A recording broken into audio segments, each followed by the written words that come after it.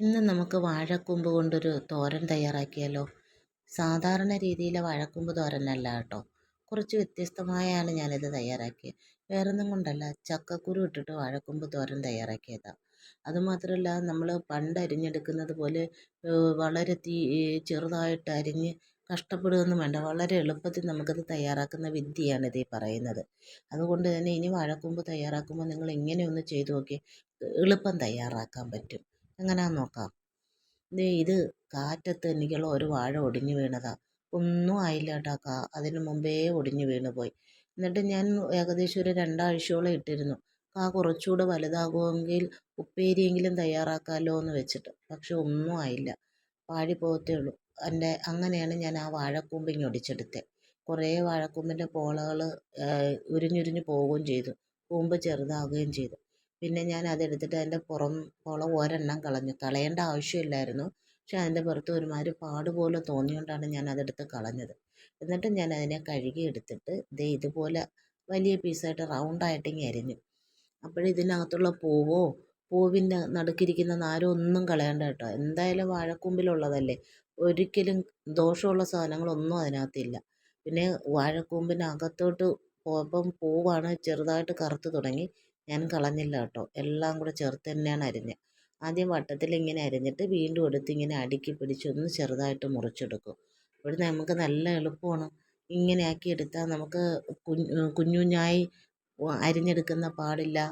പിന്നെ ഇതിൻ്റെ കറയുള്ളത് കൊണ്ട് അതിനി കറ കളയാനുള്ള വിദ്യയും പറഞ്ഞുതരാം. എളുപ്പത്തിൽ ആദ്യം നമുക്ക് ഇങ്ങനെ അരിഞ്ഞെടുക്കാം. ഒരു ഈസി ആയിട്ട് അരിഞ്ഞെടുക്കുക. എല്ലാം കൂടെ പിടിച്ച് കുറച്ച് വലിയ പീസായിട്ട് കിടന്നാലും ഒരു കുഴപ്പമില്ല കേട്ടോ. ഇങ്ങനെ അരിഞ്ഞെടുത്തിട്ട് ഞാൻ അതിനെ പിന്നെ വേറൊരെണ്ണത്തിൽ ഒരു ഇല വെട്ടിയിട്ട് അതിലേക്കാണ് ഞാൻ മാറ്റിയിട്ടത് കേട്ടോ. അതിലേക്ക് മാറ്റിയിട്ടിട്ട് പിന്നെ ചെയ്യേണ്ടതെന്ന് വെച്ചാൽ നമ്മുടെ കയ്യിലേക്ക് ഒരല്പം വെളിച്ചെണ്ണ തേക്കുക. കാരണം ഇതിനൊരു കറയുണ്ട്. അതുകൊണ്ട് കയ്യിൽ ഒരല്പം വെളിച്ചെണ്ണ തേച്ചിട്ട് നമ്മൾ അരിഞ്ഞു വെച്ച വാഴക്കൂമ്പിലോട്ട് ഒരല്പം വെളിച്ചെണ്ണ ഒഴിക്കുക. എന്നിട്ട് നന്നായിട്ട് ഇതുപോലെ ഒന്ന് തിരുമ്മിയെടുക്കണം. ആ കൂമ്പിന് നന്നായിട്ട് തന്നെ ഒരു 2-3 മിനിറ്റ് നന്നായിട്ട് തിരുമ്മിയെടുക്കുക.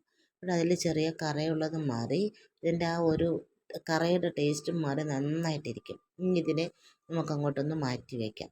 അതവിടെ ഇരിക്കട്ടെ. ഇനി നമുക്ക് ഇതിലേക്ക് വേണ്ട ബാക്കി കാര്യങ്ങൾ ചെയ്തെടുക്കാം. ഇനി നമുക്ക് വേണ്ടത് കുറച്ച് ചെറിയ ഉള്ളി നന്നായിട്ട് കഴുകി വൃത്തിയാക്കി എടുത്തിട്ട് നമുക്ക് ഒന്ന് ഇടികല്ലിൽ വെച്ച് ചതച്ചെടുക്കാം. അരിഞ്ഞെടുക്കുന്നതിനേക്കാൾ നല്ലത് ചതച്ച് തന്നെ എടുക്കുക. പിന്നെ ഒരു കാരണവശാലും മിക്സിയിലിട്ട് ചതയ്ക്കരുത്, ടേസ്റ്റ് മാറിപ്പോവും. ഇങ്ങനെ ഇടികല്ലില്ല എങ്കിൽ അമ്മിക്കല്ലിൽ വെച്ചൊന്ന് ചതച്ചെടുത്താൽ മതി. എന്നിട്ട് നമുക്ക് കുറച്ച് ചക്കക്കുരു അത് ഇതുപോലെ പുറം തൊലി കളഞ്ഞിട്ട് ഇങ്ങനെ ചെറുതായിട്ടൊന്ന് നുറുക്കിയെടുക്കണം. നുറുക്കിയെടുത്തിട്ട് നമുക്കിനി ആദ്യം ചക്കക്കുരു അങ്ങോട്ട് വേവിക്കാനായിട്ട് വയ്ക്കാം. അത് കഴുകിയെടുത്തിട്ട് നമുക്കത് ഉപ്പും മഞ്ഞൾപ്പൊടി ഒഴിച്ച് വേവിക്കാൻ വയ്ക്കണം. കാരണം ഉപ്പും മഞ്ഞൾപ്പൊടി ഇടാൻ സമയത്തേക്ക് ഇവിടെ സപ്ലൈ പോയി, അത് കാരണം വീഡിയോ ക്ലിയർ ആയിട്ട് കിട്ടിയില്ല. അത് നമുക്ക് വേവിക്കാനായിട്ട് വയ്ക്കാം.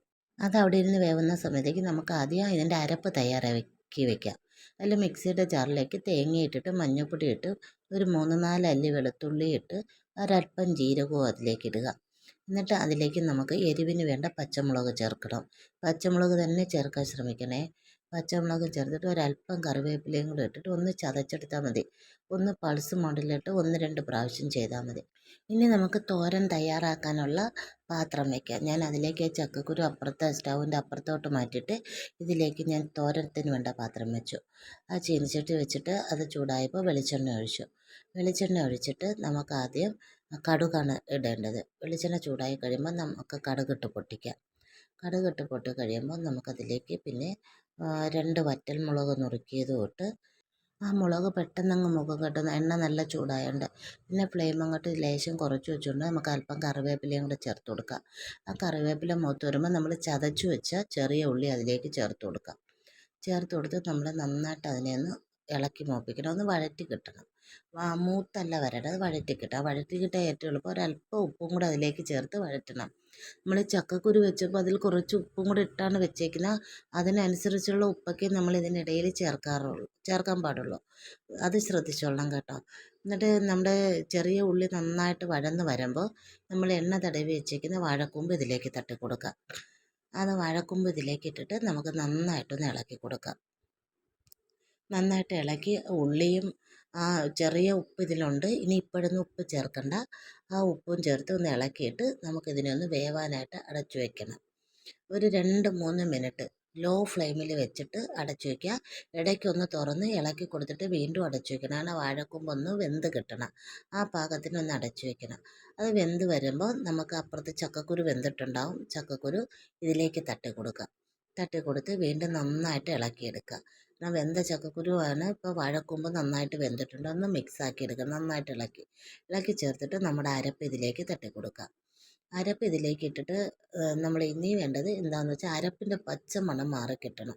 അതിലേക്കായിട്ട് ഒന്ന് മൂടി വെച്ച് കൊടുക്കണം. ഒരു 2 മിനിറ്റ് ലോ ഫ്ലെയിമിൽ ഒന്ന് മൂടി വെച്ചിട്ട് നമുക്കതിനെ ഒന്ന് ഇളക്കി തോർത്തി എടുക്കണം. ഇത് ഇളക്കി തോർത്തി എടുക്കുമ്പോൾ നമ്മുടെ വാഴക്കൂമ്പ് തോരൻ ഇവിടെ റെഡി ആവുകയാണ്.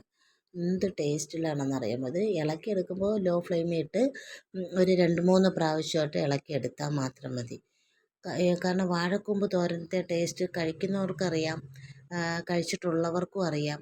ഇനി കഴിച്ചിട്ടില്ലാത്തവർ പുതുതായി തയ്യാറാക്കുന്നവർ ഇങ്ങനെ ഒന്ന് തയ്യാറാക്കി നോക്കി, നിങ്ങൾക്ക് തീർച്ചയായിട്ടും ഇഷ്ടപ്പെടും കേട്ടോ. പിന്നെ എൻ്റെ ശബ്ദം ജലദോഷമായതുകൊണ്ട് കുറച്ച് അടഞ്ഞിരിക്കുകയാണ്. ക്ഷമിക്കണേ. ക്ലിയർ ആയില്ലെങ്കിൽ ക്ഷമിക്കണേ.